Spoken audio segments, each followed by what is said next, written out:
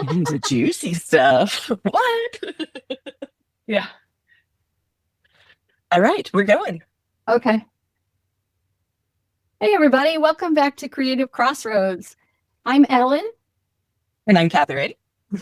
and we're your creativity ambassadors. We're happy to be back with you in season 2. And today I want to introduce to you a good friend of mine, someone I've known for, 30 plus years. This is Kathy Roig. Hi.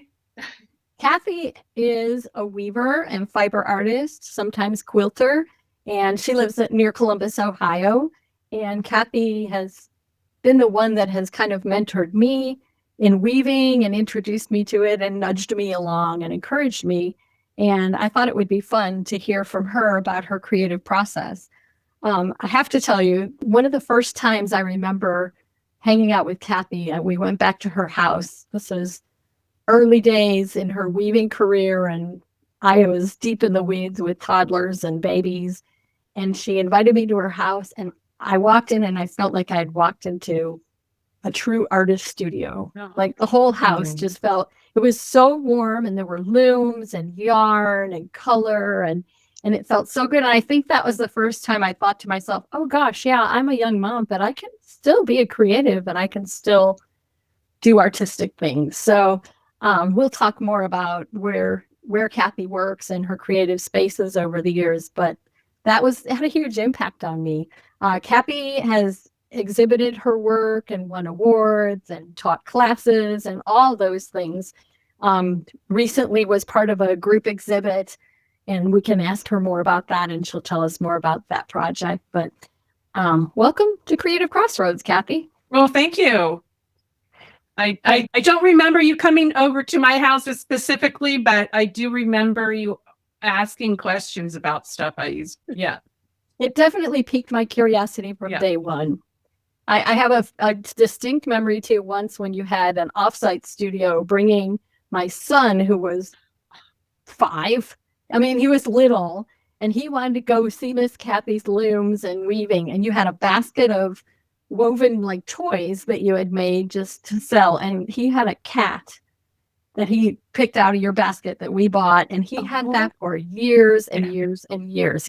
Yeah, actually, I do remember him coming to the studio with my big loom, and knowing, I call him Steven, because that's what he was at the time.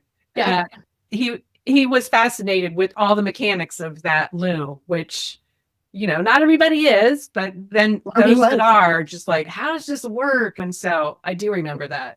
Yeah. Yep, he loved it. Of all my kids, he was the one that wanted to go and see it and ask questions. So that was cool. Well, maybe we should start there. Talk about the different places that you have called your studio over the years. Some have been at home, some have been outside the home. How are those different? How do those impact your creativity, being at home versus being away? Well, I look back and I think about my artwork has always kind of evolved into what my life was like at the time. So when I first began weaving, I didn't have a child. And I just had a teeny little spot in a guest bedroom with a loom. Then moved to another house, and we finished off an attic for my studio, because by that point I was weaving more, and I was doing clothing a lot more and selling at art fairs and some boutiques. And I had worked for a woman who was a professional weaver and just wove yardage for her. So I was hot and heavy into doing that. And we had this attic that was finished off, sky windows. It was a beautiful spot. Then I got pregnant and things changed a little bit. I stopped doing the yardage, and I stopped doing kind of the production clothing, but I still did some weaving. But, a new young baby takes up a lot of your time and energy. So then from that little house, we moved to a larger house. My son's now going to kindergarten and first grade. And this particular house, that kind of became our forever, our longtime house raising our son. And that had a small little sunroom off our living room that we expanded to make a studio, kind of family room studio. So at that time, my weaving in my mom life was all very connected. The other thing that kind of happened with all my weaving spaces were the looms that I would acquire. Right. Like a sewer, you start with your basic and then you go, oh, well, I want something that has more bells and whistles to it. So around that same time, we built this addition. I got a very large Swedish draw loom, which not many people have or know about, but basically it allowed me to weave designs that I would draw on graph paper. So cool. It was pretty expansive on the type of weaving that I could do. And where we lived, there was a weaving center and they sold these looms. And a friend of mine, a weaving friend of mine had one, and she let me work on hers. And so I knew kind of about them anyway. So I got this big, huge loom, and it was like in this family studio space. And for a long time, it just kind of became a place for Ben, my son, to kind of climb around, and little indoor jungle gym. But I did learn to weave on that. Oh gosh, I probably had that space. And we lived in the house for 20 some years, but I had that one single studio space for maybe 5 or 6 years. And then as my son got older and in school more often, I felt I wanted to kind of separate the two a little bit more. So I found a studio space, and it was actually in an old hotel. It was in Avon Lake. I know Ellen knows these places, but probably nobody else will. And it was, they had converted this old hotel, just a 2 or 3 story hotel, into studio spaces. And so it wasn't big enough to hold everything, but it could hold my big loom. So I took my big loom there, and I have a work table. So I could go there kind of part-time.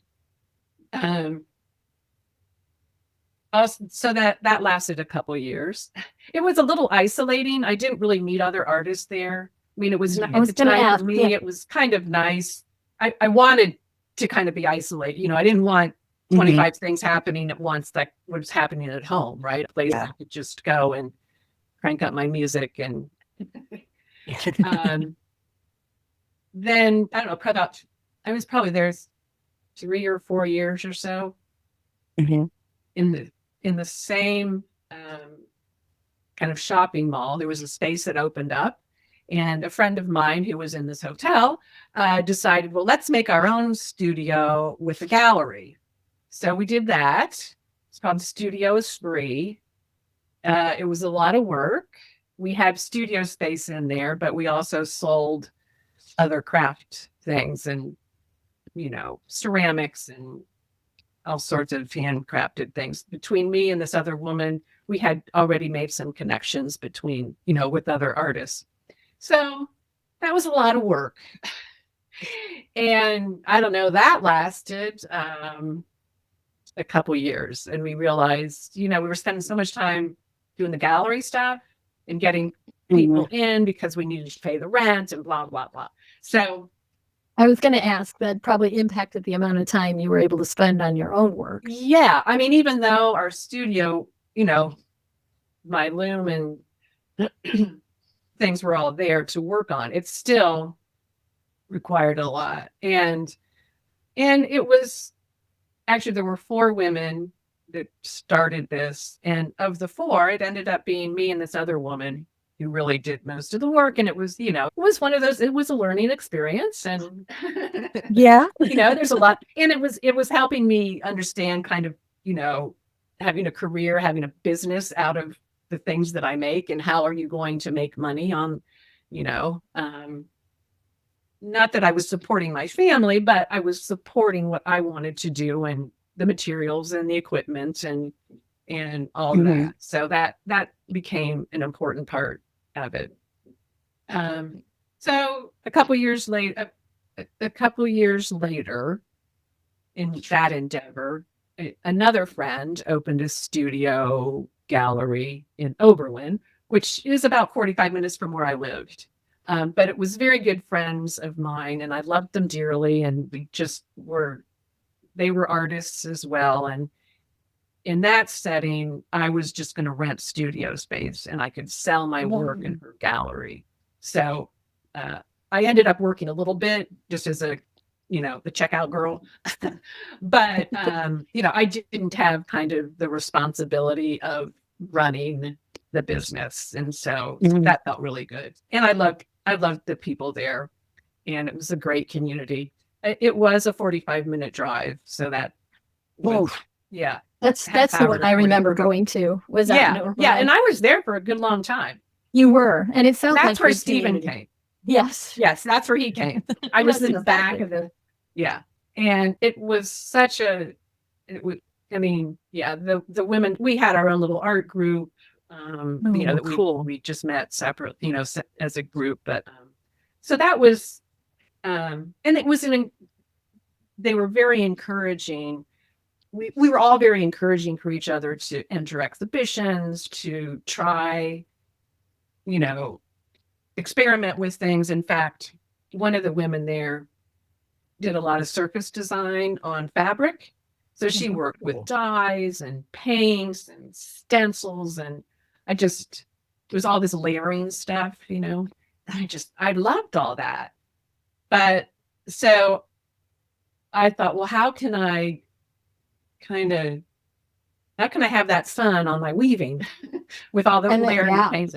So what it really, and Ellen will know this, but that started me thinking, can I use paint on my warp threads? The warp is the thread that goes on the loom.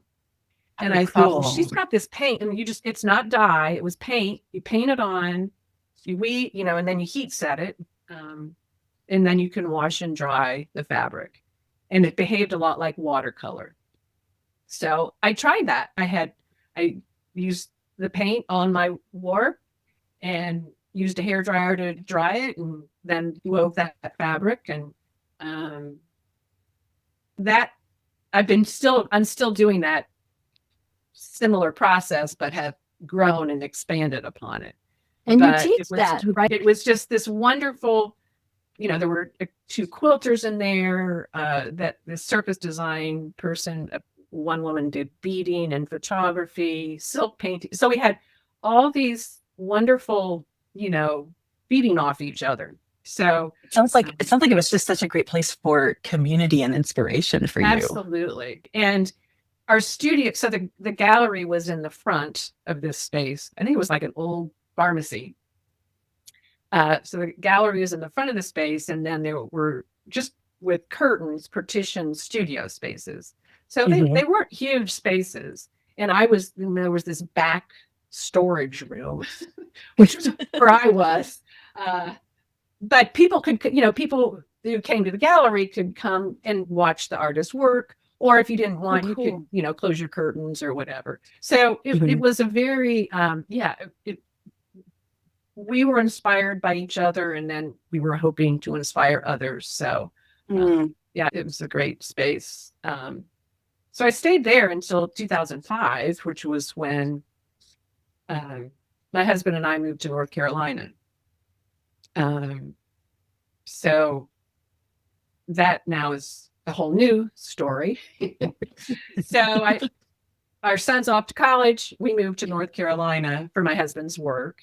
And so we were in Western North Carolina, in the mountains near Asheville. The first little town we lived in was called Dillsboro. And it's just, there were like 200 people in the town, all very mountainy. And there were craft shops, and it just another very creative space.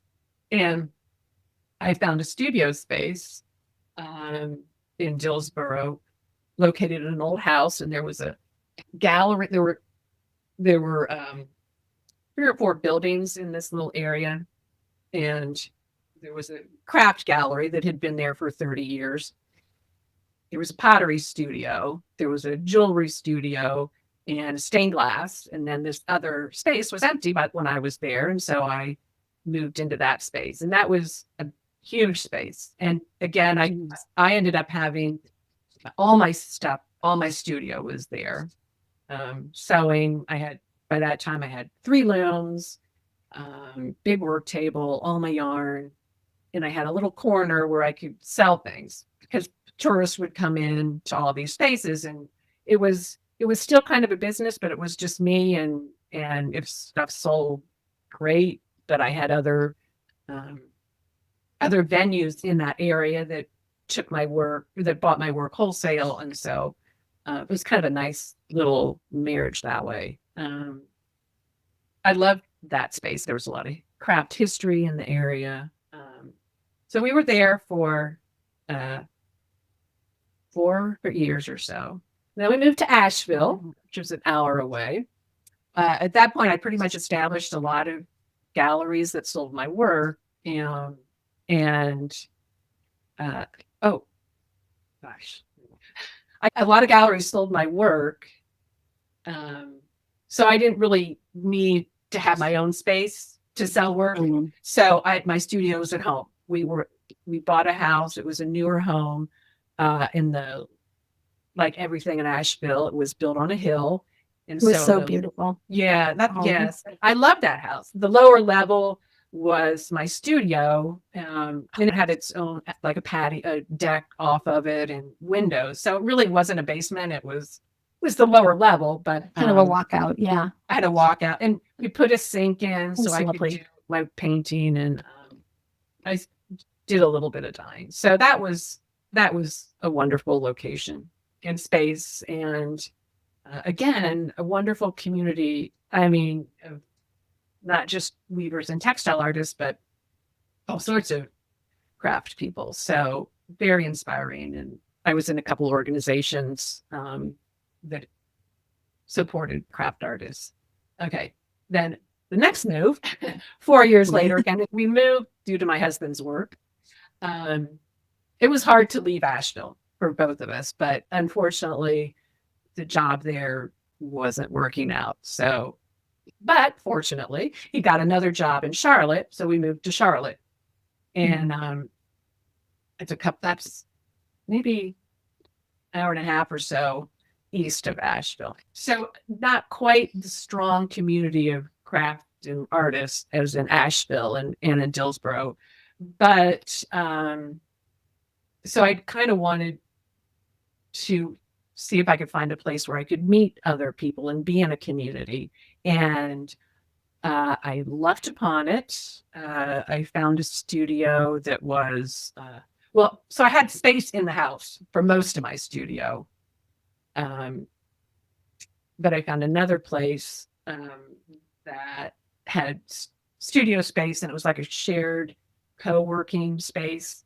So there were offices for some people, but they also had some studios. And that was very nice. I did meet some great folks, and felt pretty, successful there. I didn't quite have the many galleries to sell my work there. So occasionally we'd have open studios at this spot. So I would sell things there, but I still entered wall pieces. And I was doing a lot of teaching at that time too, of this sport painting that I developed. So then 5 years after that, we moved to Dublin, which is where I am now. I'm sitting in my studio. There's a loom behind me there, my sewing machine. You can see yarn. There's fabric right there. You can't see behind me. There's all sorts of stuff. And then we have a sunroom off our living room downstairs that I have a floor loom. I got rid of the huge draw loom after I sold it when we left North Carolina. It's a pretty physical loom to operate, and I found I wasn't using it as much. And I knew, first of all, it takes a room. So we were tired of finding a house for the loom and not something that we wanted. But anyway, so we sold it, and also knowing that there were a lot of weavers in the Western North Carolina area, and a lot that I knew that it would be an easier thing to do. So I had that loom for probably 35 years, and it was a good loom, but it was ready for somebody else to love. So When you're yeah, back, so you're back weaving at home. so I'm back weaving at home. I know. Yeah. And it feels very comfortable. And, I'm not selling at galleries. I did placemats and napkins and baby blankets and baby bibs and and scarves and all sorts of stuff I love making. There's one gallery in the area called the Ohio Designer Craftsman. And I still love to make towels. So I sell towels there. But mostly I'm doing those and wall pieces still. And so your wall pieces is more, I would say one is more utilitarian, the towels, the bibs, the blankets, and then the wall pieces are more art, and Right. each one is unique and different. Do you enjoy one process over the other? I always enjoy doing both of those things. I'm working on some towels now on my little loom back there, and it's basic, but there's something just very comforting about the familiarity and like, oh, I mean, I do kind of experiment with different colors and war patterns and all that business, but and I like to use things that I've made and other people do too. It can help me with the technical part, the process part of how the threads behave, how the loom, how I can set it up most efficiently, how I can make sure, it's just the process that I can hone in on. The art pieces, I'm still painting warps. I've developed different ways to do it and different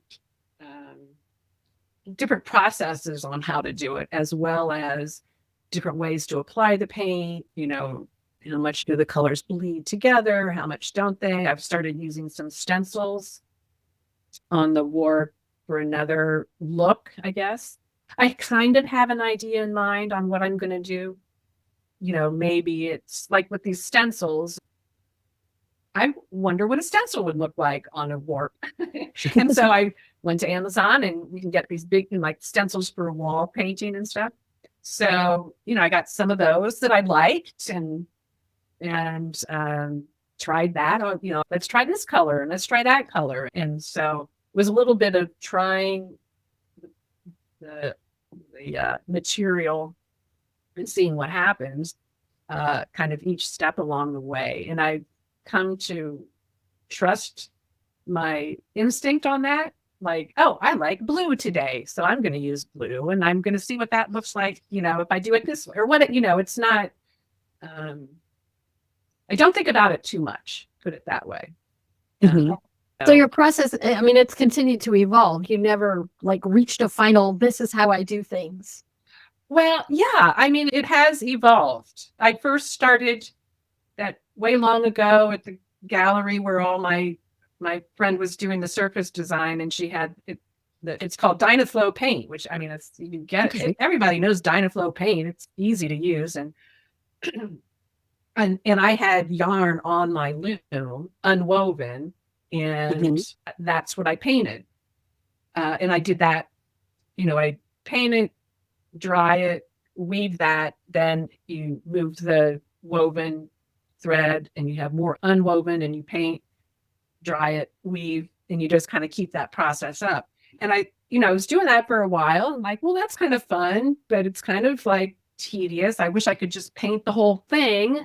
That would, that would certainly make life easier. And I could also kind of see a little better. It's kind of making just small things, because this was what was in front of me at the loom, unwoven. But if I had the whole warp spread out somehow, unwoven, and the threads, all lined up how I want them and kind of under tension so they don't get tangled, and there is a whole process on weaving. You got to keep the threads in order with across. And when I got to my first studio in North Carolina, where I had that larger space, I had like 2 rooms there, and there was this huge back room with a bunch of tables. And I thought, well, I could like put all these tables together and spread out my warp. And so I did. And like, oh, well, here's all the threads all. And so I kind of developed a process on how to keep the threads in order and how to keep them under tension. So that was the class that I taught. It's called Warp It, Paint It, Weave It. But it is a process on how to get the threads even in the right order, and then you can paint it and then take that to your loom. So then that evolved for me. The threads still kind of shifted a little bit. And I had read somewhere somebody did this, and I don't know how they did it, but they had loosely woven fabric, they dyed it, and then they took the loosely woven threads out and put that on their loom. Oh, that's cool. I thought, well, I might try that because that would keep all my threads in order more. And so I kind of developed this process on how I could do that kind of, it's process, because you're weaving, you're doing weaving twice. You weave this real loose fabric, which it's very easy, and it's very quick. That comes off the loom, paint it, take the loose threads, warp threads going this way, and put it back on the loom and do the final weaving. And so, do you want me to tell you another part of the process? Sure. Okay. I'm really fascinated by this. So the other part, the draw loom gave me this certain type of weaving, certain type of fabric. There's warp-based areas and wept-based areas. It's a single layered fabric, but there's warp areas and there's wept areas. It's called damask fabric. If you look closely, you'll see there's threads going this way and threads going that way, and that kind of makes the design. So I sold that, which, that was fine. I was ready to do that. But I still kind of like that interplay of one area and another area being different.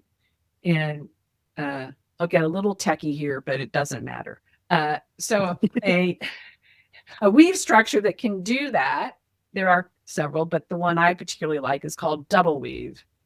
So that's what I've been doing. Well, I started doing some of that in Charlotte. So it's 2 layers of fabric, and I can determine what layer comes to the surface. So instead of having a warp face and a web face in my draw loom, I have 2 layers of fabric that can be this layer or it can be this layer. And I can design that. Cool. And so say 1 layer's white and 1 layer's red, I can have, 2 inches of white next to 2 inches of red, and then they can switch. So cool.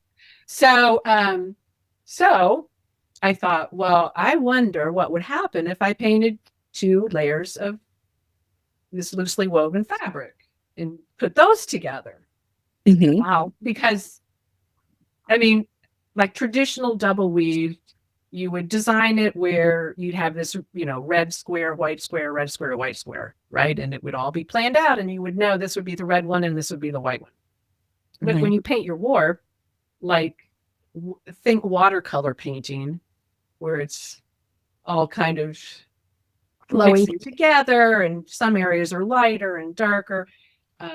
You don't always, I don't always know what's going to, what layer is going to meet with what layer. So I've really enjoyed doing that a lot lately, and that's it.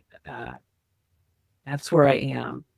So when you do like a typical art piece, which I know they're not typical because they're all different, but they take you a long time, right? Yeah, and I do, and maybe I like up until last year, I called myself semi-retired, but now I'm officially retired. But all that means is I don't have the business part I'm doing anymore, and I'm not selling at the galleries and all that business. So time doesn't matter as much to me. Mhm. And especially with, I mean, all of the wall pieces I've done takes time. On the draw loom, those, even before war painting, those took a long time to weave. So when we say long time, like what's long time? Are we looking at months, years? Not years. Okay. So, I'm just curious, like what the frame is. I'm doing a double weave painted warp. So I'm painting both layers, and I've loosely woven threads. It's a natural color. Doing the loosely, if I say the process, I'll figure out how long it takes me. I weave the loosely woven warp, take that off, paint it, put it back, take the threads out. It would take a couple months if I wasn't doing much else. Okay. And again, like when I did the stencils, I painted the whole warp with this real watered down paint. So it was not very dark in color because I didn't want the match. And then I did the stencil.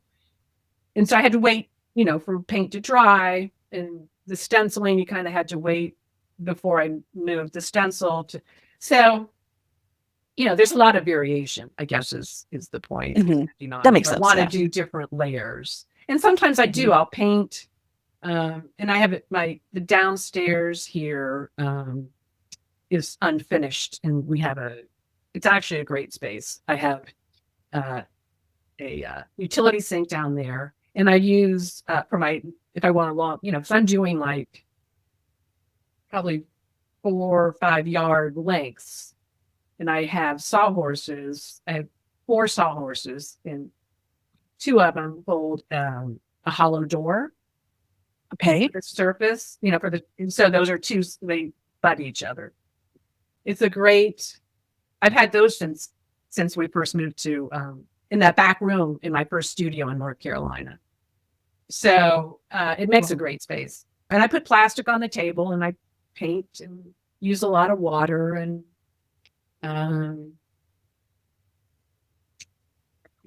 usually dry. Like if I paint in the day and I'm done with it, it's dry in the morning.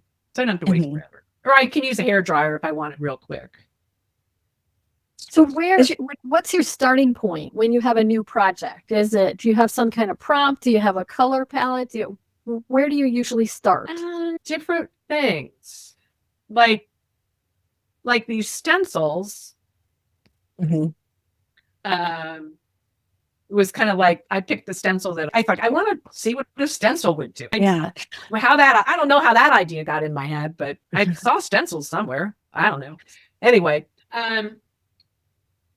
so that's sometimes it's just the product or the thing. Sometimes, a lot of times I will use a color like photograph or postcard.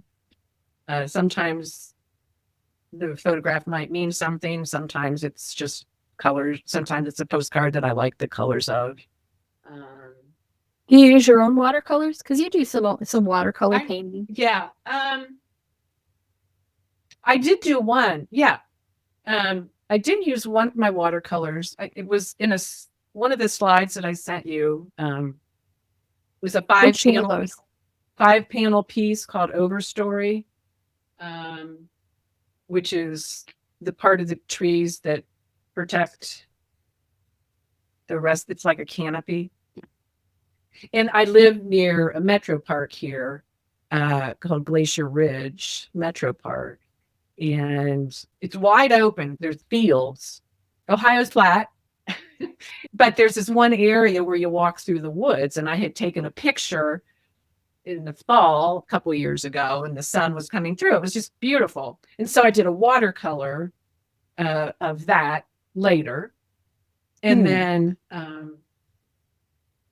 not thinking I would use it for one thing or in particular, but then I was asked to be in an exhibition a couple of years ago. And I'd always kind of had this thought I wanted to use one of my watercolors, and I'm very interested in nature, as a lot of us are. And so I thought, wouldn't it be neat to have these panels kind of like trees, and they can hang in different heights and depths and stuff. So I used that watercolor. It's very loosely based, but You were it's inspired good by to, it. you know, having a blank canvas, blank warp in front of you can be like, oh my God, where do I start? So you need something. So yeah. I agree. As I hear you talking, I hear you talk about like just this curiosity and experimentation and just this approach of, I wonder what would happen if. Yeah. And it's really fun to hear that, because I think sometimes people think like, oh, we have to go into our creative process knowing what that final outcome is going to look like, or knowing how something's going to end up. And we often have in our mind, like, if I can't create it just how it is here, then it's not good enough. But hearing you talk is just inspiring, of like, just approach it with curiosity, have fun with it, and see what comes of it. Yeah. Yeah. So were you like that as a kid, Kathy? Were you curious and creative? I think so. Mhm. I think so. I was going to send you my artist statement. I never did, but the first little line in my artist statement is, I remember catching tadpoles in the creek nearby, climbing the tree to read a book, and looking at the patterns of my grandmother's quilt. So, I mean, that is kind of in a nutshell. I had a mom in particular, my dad too, that were pretty, I mean, they were creative in their own way, but they were also not limiting me to, be curious. My most favorite thing about teaching this war painting class, and I have retired from that. It's a lot of work to do those. I go to conferences and guilds, and it's just. You'll teach your friend Ellen someday, right? I tell everybody, if you want to come and stay here, we can do it. Watch a little baseball. Yeah. And but my favorite, and it's, people, what do I want to say? This class that I was teaching, it's not traditional, like, oh, you're going to weave overshot patterns and make placemats.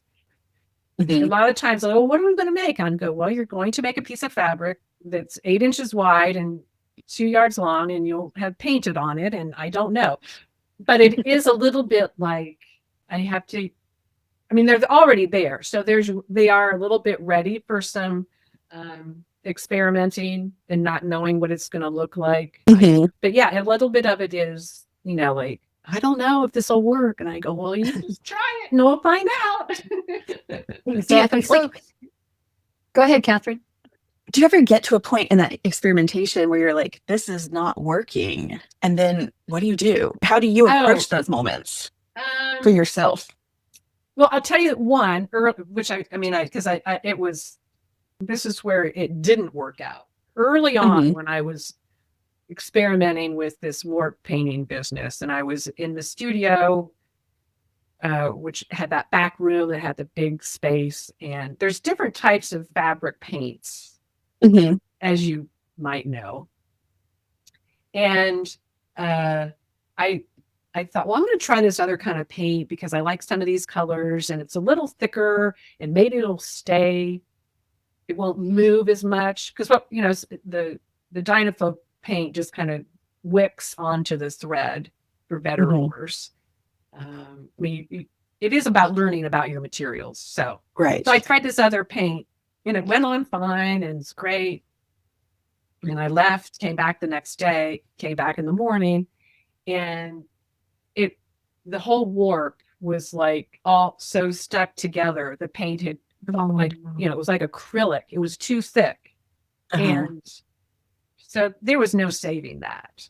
But, at least I was kind of at the beginning of the process.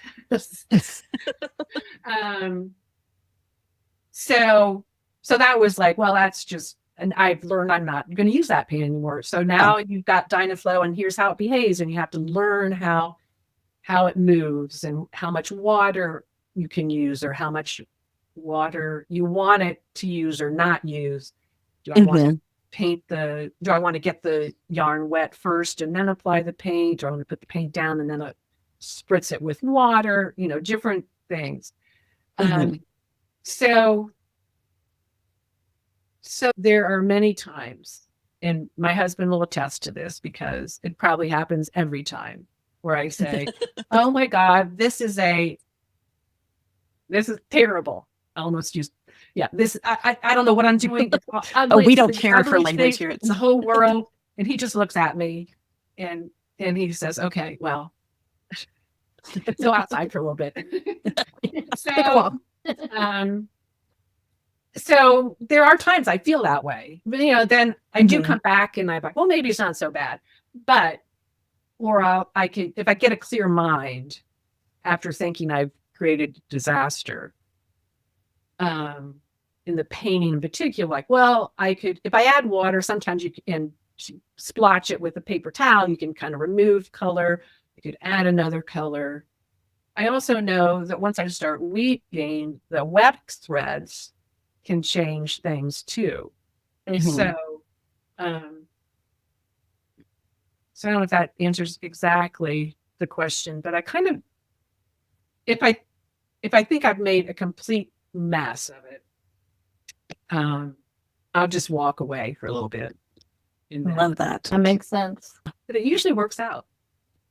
I love that. It does. It sure does. That's And very cool. it helps if you don't have that already idea in your head, like, oh, it has to be a blue sky and green leaves. Well, maybe it doesn't. And maybe it's not a blue sky and green leaves. Maybe it's, I don't know, a pumpkin patch or whatever, So,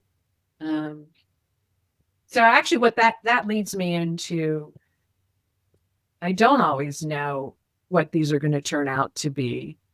But after the fact, I'll think, oh, well, that reminds me of something, or, oh, that is like, makes me feel like I'm at the beach again. Or so, because some people ask me, like, where do I get the titles?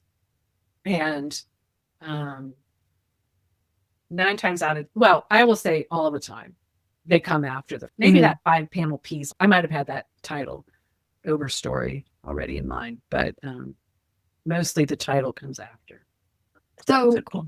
with retirement, because we know, like, as an artist, you don't really retire from being an artist. Right? No. I mean, it's just part of who you are. Yeah, that's what I mean. It's very But so now, what do you do with your pieces? What's coming up in the future? What are you looking toward? Well, and I'll preface by saying retirement means that I don't have to. I have my own accountant, Ellen. And so I know, so do I. Yeah. But what that means is I don't have to file sales tax, and I don't have to do my inventory and all that business. So that's what retirement. So what am I doing? I'm still doing wall pieces that I don't always know where they will end up. But there are, they're not for a specific exhibit or a specific request. No. I mean, they're like this Ohio Craft Museum. And it was one of the slides I sent you. I had a piece in it this past year, which uses the stencil. But they have a show every year, and the best of 2026 will be coming up, and I like to enter that exhibition. I kind of keep my eye out for other exhibitions to enter, but it still comes down to, I have an idea about trying. What if I try 2 stencils together on one work? Or, what if I try this color? So it's still more about, exploring the joy of creating. Or what if I pick one of my watercolor paintings and watercolor sketches and try and do that? So the group exhibition that I had given you images and told you about, we're still looking for other venues for that to go to. And so, even though I have pieces already, I might want to do something else instead of some of the pieces. So And like I said, I'm still doing towels. I'm doing towels for family now too. And, but what I like about it, it's just like, it's a much slower pace. And I'm okay with not a deadline. Gotcha. Gotcha. And it sounds to me like the actual joy is in the process and the work, not necessarily the end result as much. Yeah. I mean, I have this closet back there that's filled with rolled up weavings that, it would be nice to have them out somewhere. I was going to ask, do you have hundreds of them stashed away? Well, not hundreds, but I have boxes. I have, those big Tupperware box or Rubbermaid of, bits and pieces of fabric from clothing and old, samples and stuff. But, I guess as long as I'm still fascinated with the process of it, and which I am, and I still love to make stuff. I can't imagine you not. I know. Well, and I did these quilts. I did 2 quilts that were so much fun. So you're a weaver turned quilter, and I'm a quilter turned weaver. I know. It's just hilarious. But it was really a lot of fun. And I reconnected with a childhood friend when I moved back here. And she just retired as a lawyer, but she's been a quilter years and years and years. And she knows all those little tricks and everything. And it was great. And she has all the tools, so I could borrow her tools. So that was fun. And I'm doing a lot of embroidery lately. So, awesome. There's kind of, as with everything, kind of, it's all integrated with my life at the time. So that makes sense. Yeah. That makes a lot of sense. Catherine, did you have anywhere else you wanted to go? I wondered, Kathy, if we could just for a moment go through some of the pictures that you sent us. Sure. And you could just very briefly talk through them. Sure. I think that'd be really fun for people who are joining us on the video platform. They can see it. Yeah. Let me get back to the beginning of that list. There we go. This one? Okay. Yeah. So this was the piece that was in the exhibition called What Do We Protect? And it was a group exhibition. 7 other artists. It was curated by Andrea Downs. And we all knew each other when we all lived in Charlotte. Mm-hmm. So I moved away, Andrea moved away, but she wanted to put this group of artists together. Mostly, and it was right at COVID, so we were Zooming, and we were just being a support group for each other. And along the way, we decided, let's have a group exhibition. And so that's how this kind of evolved. So in the front, you can see 3. There's a total of 5 panels, and that's the piece called Overstory, Trees That Shelter. And so this was one that was based on my watercolor sketch from the area Metro Parks. And it's a warp painted double weave, so each layer was painted and then brought together on the loom. You can see squares and rectangles, and that's where the layers change. That's so cool.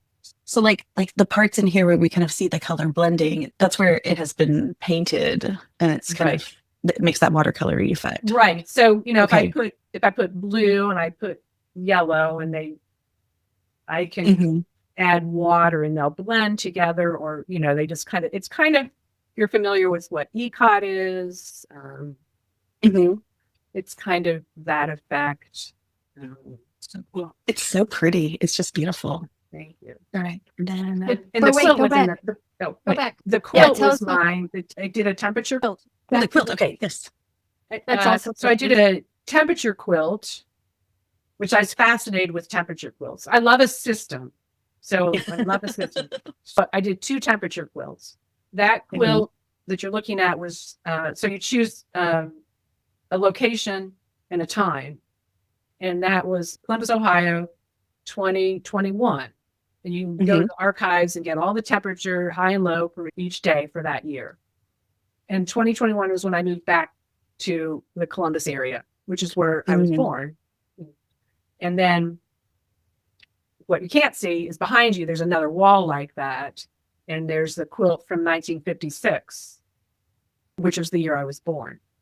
So it's Oh, how cool. quilt. So you can, the idea is, how has the temperature changed? And yeah. so it was very fun. It was, I chose the color palette, but there's temperature quilts all over the place. But the impact of that, the impact of change, that's really the contrast of the two. Yeah. That's so cool. So I can tell you a little more about the double weave if you want. Of course. How I came up with the design. It's kind of techy. Do you want? I'll tell. I mean, if you think it's too techy, then leave it out. But on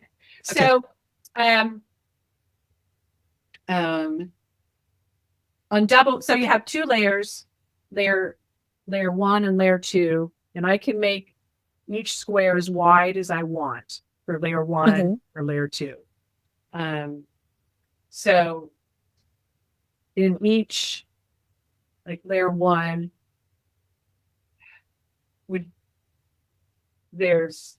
I don't think I can explain it right now. That's okay. That's all right. And you know what? My battery is getting low on my computer. That's okay. I just wanted to really quickly look at this one. Is this one of the ones with the stencils? Right. So this is a detail. Okay. And it's a detail of, is it this one? No. This one? No, you don't. No. I don't think I have the. Oh. Yeah. Those are the only ones you have? I have one of you in your studio as well, but I didn't pull that in. Well, that's I thought maybe Let me look and see real quick. Maybe I. That's cool to see. Oh, wait, I do have it. Hold on. I do have that one. Hold on. Save image. So this was the piece that was at the Ohio Craft Museum, Best of 2025. We do have that picture. It's just not in this download. Yeah, so that's a stencil. And you can clearly see it's a 1 layer is the yellow background with a stencil. And again, this is double weave. So I wanted the stencil layer to be a little more predominant. So the back of a double weave piece is the opposite. So the second layer is kind of that gray, green, thin stripe. So It's so beautiful. And then I was so curious about the dots. The dots. So those are my temperature rising towels, and I'm making those like crazy. They're still a lot of fun. But they're done on my loom that I have in my sunroom. And so they're just done on a regular floor loom. Those are so cool. We have structure called turn tackete, and they're so much fun. Yeah. So I made those, and the colors coordinate with my quilt. But I also make them in like a turquoise. In fact, I've got a warp wound for some, like a turquoise and a turquoise green, kind of like your quilt behind you, Ellen. I was going to say, I think I probably need some of those in my You might. It's called sea. So I like to name my towels. In the blue and green one in turquoise is called sea glass. Oh, perfect. I love that. Oh, sound yummy. Yeah. Well, we want to make sure that we wrap up before your computer dies. So yeah. Oh, it's all good. We're hitting our hour mark anyways. So yeah. So do you have any for people who are learning to be more experimental and just curious in their creativity and their creative processes? You only have to please yourself. You don't have to show it to anybody. And be brave. But yeah, you only have to please yourself. And to be brave, to learn about, especially in weaving and quilting and the textile arts, to experiment with your material that you enjoy handling, whatever that might Mhm. be. I love it. I love that. Thanks, Kathy. You're the You're best. welcome. This has been, I have so enjoyed listening to you and just Oh, like seeing like your curiosity and your willingness to experiment has just been, it's been a validating for me and just really enjoyable. So thank you so good. much for taking the time to talk to us today. Thanks, Kathy. Okay. Thank you. We really appreciate you. Thank you so Yeah. much. Holler if you need anything else. Will do. Okay. Bye-bye.